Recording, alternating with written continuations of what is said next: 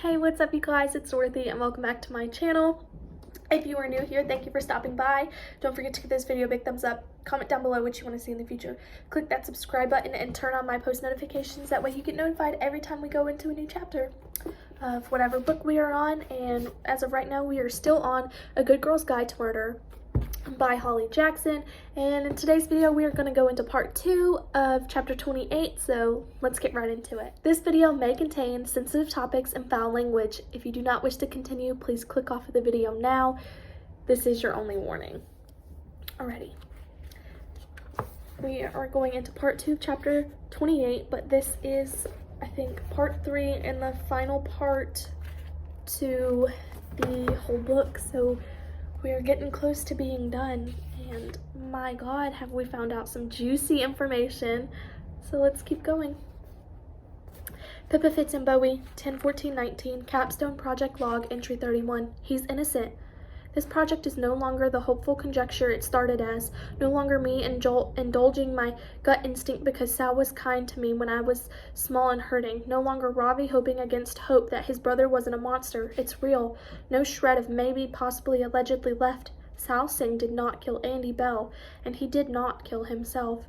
If a villain can be made, then he can be unmade. 2 teenagers were murdered in Fairview 5.5 years ago, and Ravi and I hold the clues to finding the real killer. I went to meet Ravi in the park after school, and we talked for more than 3 hours, well past dusk. He was angry when I told him why Sal's friends took his alibi away, a quiet kind of angry. It's not fair. Nothing about any of this is fair. But Naomi never meant to hurt Sal. It's clear from her face, clear from the way she tiptoed through life since. She acted out of fear, and I can understand that. Ravi does too, though he's not sure he can forgive her. His face fell when I said I didn't know whether the photo was enough for the police to reopen the case. I'd bluffed to get Max and Naomi to talk. The police might think I doctored the image and refused to apply for a warrant to check Max's profile. Max deleted the photo already, of course. Ravi thinks I'd have more credibility with the police than him, but I'm not so sure.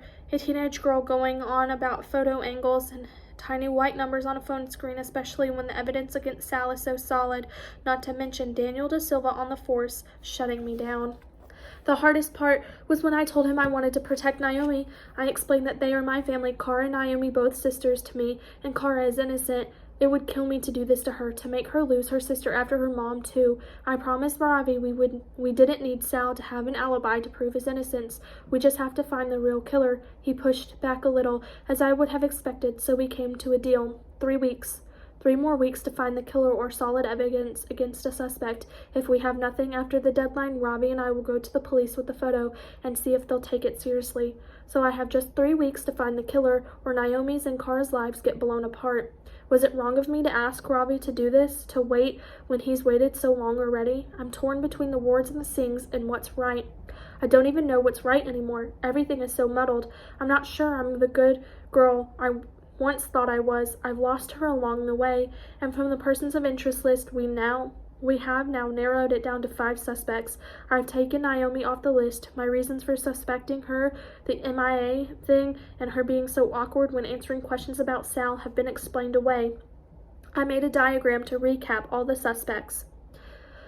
Lead about knowing him still buying, Max Hastings, Howie Bowers, Jason Bell, Andy Bell, Nat Da Silva, maybe have drugged her at a party, which was Max Hastings drugged Nat, Daniel Da Silva, brother and sister. And I'll show you. It's an actual little diagram. So I'll read the little things. Secret older guy candidate Andy could have ruined his friendships with Sal and Co. Has the nude photo of Andy taken at the Ivy House Inn. Bought drugs from Andy and regularly bought Rohypnol. Girls were getting drinks spiked at calamity parties. Knew about the hit and run. That's under Max Hastings. Under Howie Bowers, supplied Andy with drugs to sell. Possible sexual relationship. Lived alone equals no alibi that night. Andy's car was abandoned on his road, Monroe, and her blood found in the trunk.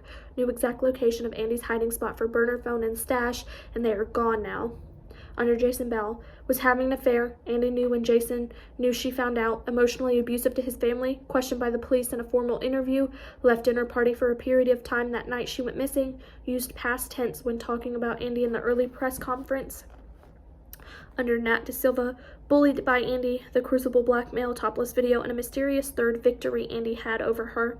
Proven to be violent, punched a girl in college and served time for assault. Left Andy a death threat in her school locker. Claims she has an alibi and was in bed by 11 but could have snuck out later. Under Daniel Da Silva, secret older guy candidate, Ivy House Inn. Andy said that they had sex when she was 15 and used statutory rape claim to blackmail Nat. Andy could have ruined him by reporting statutory rape or destroying his new marriage. Report of drink spiking by Max made to him and not followed up. Police officer may have had access to Andy's house and searches and could have removed evidence that led to him. Burner phone. Shut down all of Ravi's questions about Sal. Okay, here we go.